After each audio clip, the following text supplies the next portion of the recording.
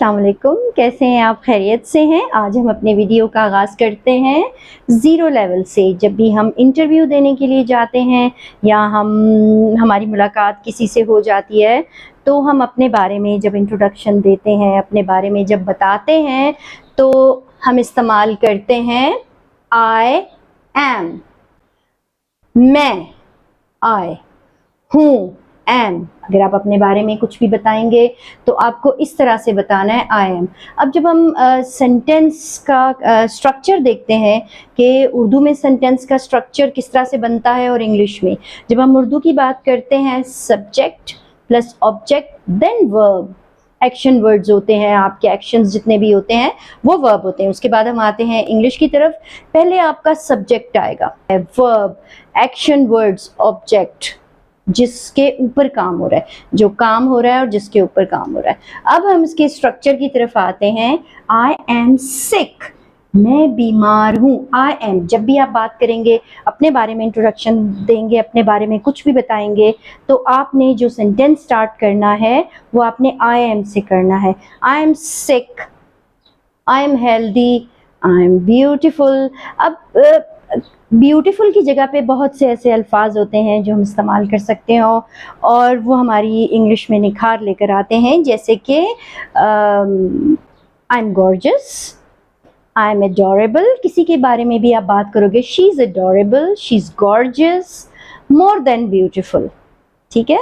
अब हम आते हैं, अगर आपसे कोई पूछता है हाउ आर यू, तो आपने जवाब देना है आई एम फाइन, मैं ठीक हूँ।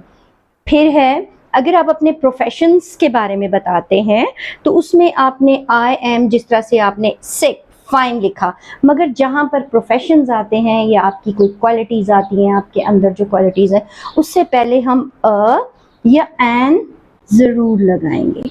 अब यहाँ पर अ क्यों लगा है? यहाँ पर अ लगा है, एन सिर्फ और सिर्फ वोवल्स के साथ लगता है। आपके वोवल्स हैं ए, ई, आई, ओ, यू, ये आपके वॉवल्स हैं, इनके साथ एन लगेगा। अब और जो बाकी आपके अल्फ़ाबेट्स हैं उसके साथ आप अ लगाएंगे। I am a doctor. अब हम एन के साथ देखते हैं, आई एम एन इंजीनियर। सी, ये आपके वॉवल्स में आया ई, तो आपने यहां पर ऐड किया an, I am an engineer.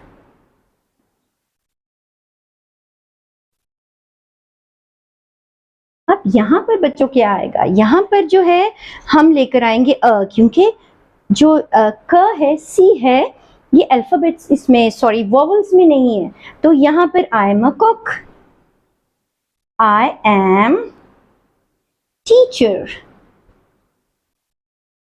तो यहाँ पर आएगा I am a teacher.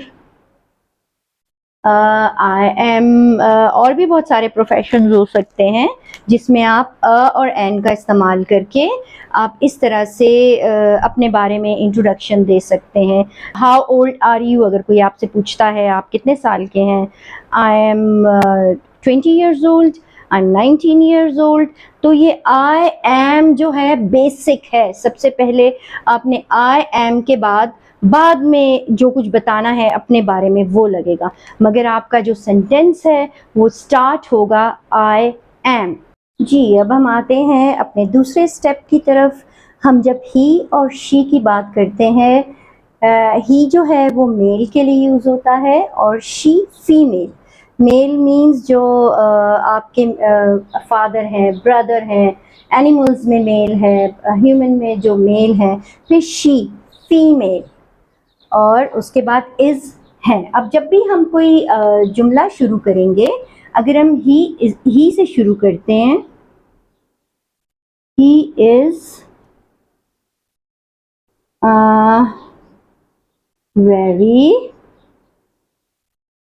Clever, वो बहुत चालाक है। ही इज़, आपने इज़ ज़रूर है, ठीक है। जैसे उर्दू में जब हम लिखते हैं तो हमारा है, इज़ जो है वो एंड में आता है, मगर इंग्लिश में अगर हम लिखेंगे तो वो यहाँ पर आपके ही और शी के बाद, ही इज़ वेरी क्लेवर। अब हम यहाँ लिखते हैं अली इज़ वेरी क्लेवर। आपने देखा, अगर हम यहाँ पर नाम इस्तेमाल करेंगे या हम ही या शी लगाएंगे, दोनों सूरतों में उसके बाद इज लगेगा प्रेजेंट मोमेंट में, ठीक है।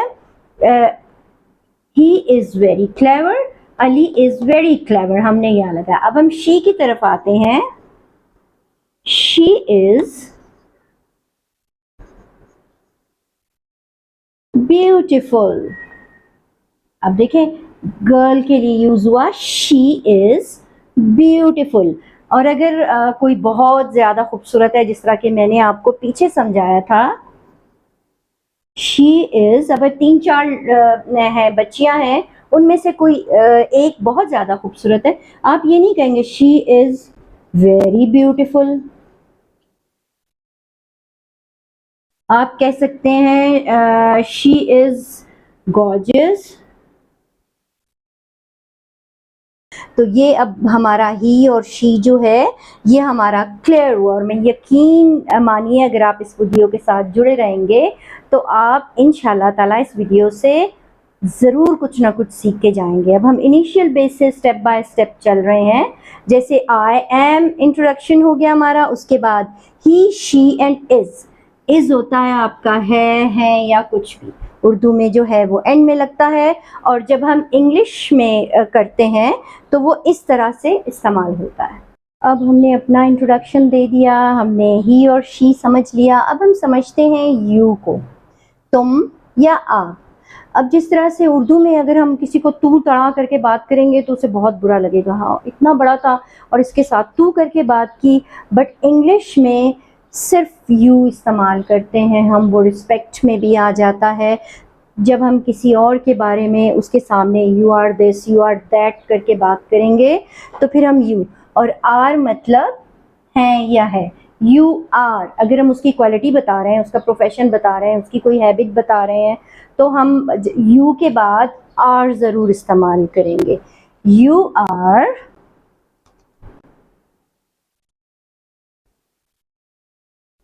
My friend. अब देखें, तुम मेरे दोस्त हो, ठीक है। You are my friend, you are a mason. अब वोकैबुलरी में भी इजाफा होगा। मेसन होता है मिस्त्री, जो मिस्त्री का काम करता है। अब देखें, ये क्वालिटी है इसलिए हमने इसके साथ अ लगा दिया। You are doing